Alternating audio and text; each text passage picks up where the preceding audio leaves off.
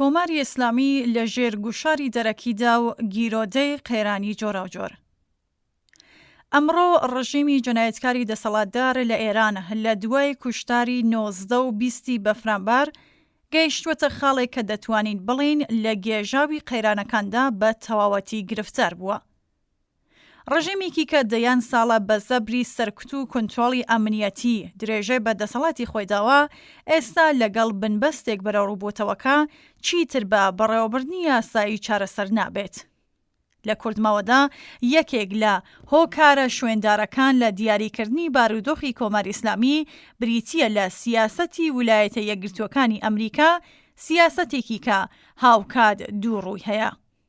لەلایەک چڕکردنەوەی هێزی نیزامی و پەرەسەندنی هەڕەشەکان و لەلایەکی دیکەشەوە پێشنیاری دانوستان و چارەسەری دیپلۆماتیک.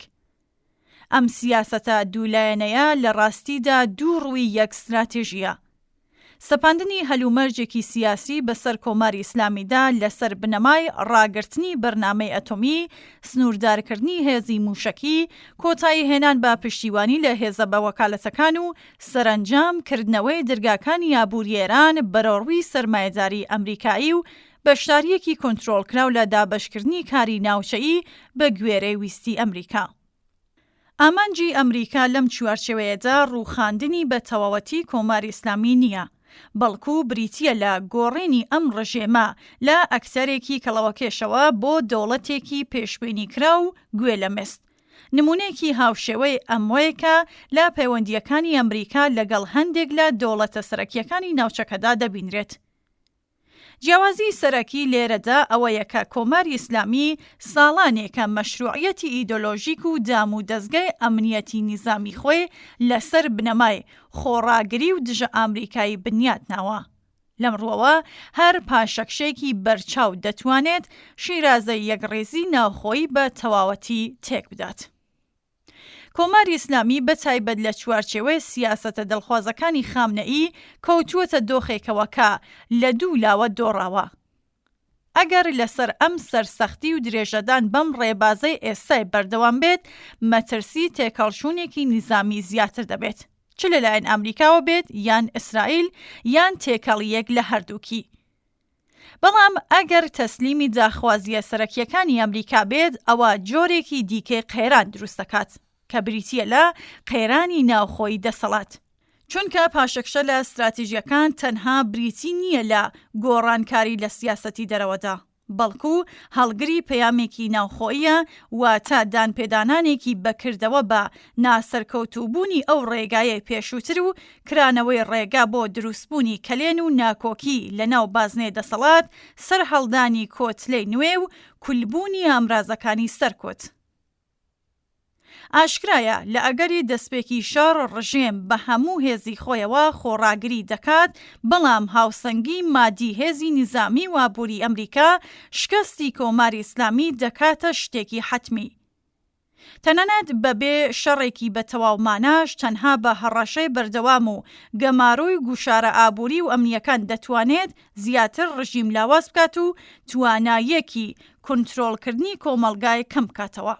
ئەگەر قبوڵی بکەین کە ئامانجی ئەمریکا بریتیە لە ڕامکردنی کۆماری ئیسلامی، لەم حاڵەتەدا ئەگەری ئەوە هەیەکە پرۆژەیەک بۆ سەر لە نوێ بەرهەمهێنانەوەی نەزمی هەنووکەیی بە ڕوخسارێکی نوێوە بێتە ئاراوە، واتە سەرهەڵدانی هێزگەلێک لە ناو دام و دەستگای دەسەڵاتداکە بە زمانی چاکسازی، ڕیالیزم و ڕزگارکردنی ئابووری دەدوێن، بەڵام بنەمای سیستەمی چینایەتی لۆژیکی کەڵەکەبوونی سرمایە و پێکاتەی ئەمنی وەک خۆی دەهێڵێتەوە. ئەم سیناریۆیە دەتوانێت بۆ بەشێک لە چینی مامناوەندی شارەکان یان هێزە تەکنوکارەکان سەرنجڕاکێش بێت، چونکە بەڵێنی سەقامگیری و کەمبوونەوەی گرژی و ململانی دەرەکیەکان دەدات، بەڵام لە ڕوانگەی بەرژەوەندیەکانی چینی کرێکار و زەحمەتکێشانەوە مەترسیەکەی ئەوەیە کە هەژاری بێمافی و سەرکوتی خۆڕێخستن بە شێوازێکی نوێ هەروە بەردەوام دەبێت. لە ڕاستیدا لە ئەوە ڕێگەیەکدا بەگشتی دوو شت ڕوودەدات. بەشێک لە کۆمەلگا بە هیوای ئاڵوگۆڕ و باشتربوونی دەستبەجێ بۆ ماوەیەکی کاتی هێوەر دەبێتەوە، هاوکات دەم و دەستگای دەسەڵات دەرفەتی بۆ دەخۆڵقێت تا بە ئارایش و ڕێخستنەوەی هێزە ئەمنیەکانی کۆنتترۆلی فەزای گشتی ئاراستەکردنی ڕاگەیاندن و کۆنتترۆلی شەپۆلەکانی ناڕزایەتی بەدەستەوە بگرێت. هەر گۆڕانکاریەکی لەسەرەوە ئەگەر بەبێ گوشارێکی ڕێکخراو لە خوارەوە ڕووبدات زۆر جار دەبێتە هۆی مانەوە و چەسپاندنی ئەو نەزمە نایەکسانە نەک گۆڕینی.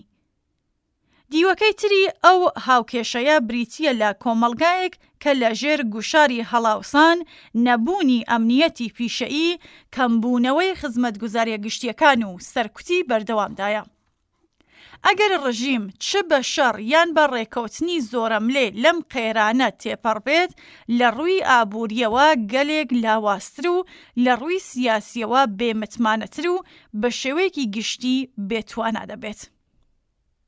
لێرەدایەکە بزووسنەوە داواکاری تەوەرەکان دەتوانن بە خێرایی ئاستی ئابووری تێپەڕ بکەن و بگەنە پرسیارە بنەڕەتیە سیاسیەکان لەوانە کێ بڕیار دەدات بوجە و سامانی کەلتوری و کۆمەڵایەتی بۆ کوێ دەڕوات.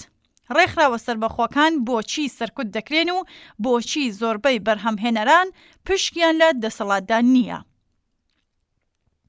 لە ئەوە هەلومەرجێکدا ئیمکانی پێکێنانی ناوەندەکانی دەسەڵات لە خوارەوە، شوراکان، کۆڕ و کۆمەڵای گشتی، کۆمیتەکانی هەڵبژێردراو لە شوێنی کار و ژیان وەک فۆرمێک لە دیموکراسی ڕاستەقینە لە خوارەوە دێتە گۆڕێ.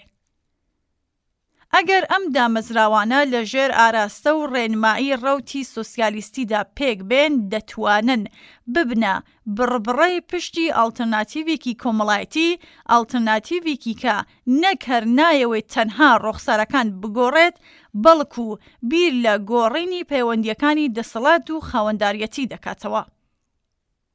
ئەو قێرانەی ئێستا دەرفەتێکی مێژوویە، بەڵام نەک بۆ جۆرێکە سازش تەڵەبی لیبراڵی یان ناسیۆنالیزمی شۆڤینیستی بەڵێنەکەی دەدات. جێگرتنەوەی کۆماری ئیسلامی بە ڕەچەتەیەکی ملکەشتر لە ئەمریکا تەنانەت ئەگەر بە ئەدەبیاتی مافەکانی مرۆڤ و گەشەپێدانیش بڕازێتەوە ڕزگاری بەخش نییە، چونکە دەتوانێت هەمان بێمافیە پێکاتەیەکان بە فۆرمێکی دیکەی وابەستەی دەرەکی و سەرکوتی ناوخۆیی بەرهەم بهێنێتەوە. لە بەرامبەر ئەم سێناریۆ سازیانەدا ئاسۆی داهاتوو بریتیە لە شۆڕشێکی کۆمەڵایەتی، واتە گواستنەوەی دەسەڵاتی سیاسی بۆ دامەزراوە هەڵبژێردراوەکانی جەماوەر، دەرهێنانی ئابووری لە چنگی سرمایەدارە ناوخۆیی و دەرەکیەکان و هەروەها بنیادنانی نەزمێک کە ئازادیە سیاسیەکان و یەکسانی و خوشگەزەرانی نەک وەک دروشم بەڵکو وەک پێکاتە گەرەنتی بکات.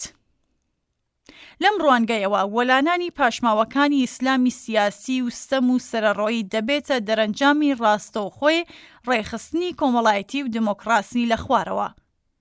ئێران ئەمڕۆ لە گێژاوی گوشاری دەرەکی و بێتوانایی ناوخۆیدا گرفتارە. ڕێگایکی کە لەسەرەوە چ بە شەڕ یان ڕێکەوتن کێشرا، ئەگەر بە دەخاڵەتی ڕێکخراوی جەماوەر و بەتایبەتی کرێکاران و زەحمەتکێشان و ستەملێکراوان نەبێت، دەتوانێت ببێتە هۆی سەر لە نوێ بەرهەمهێنانەوەی هەمان نەزمی نایەکسان.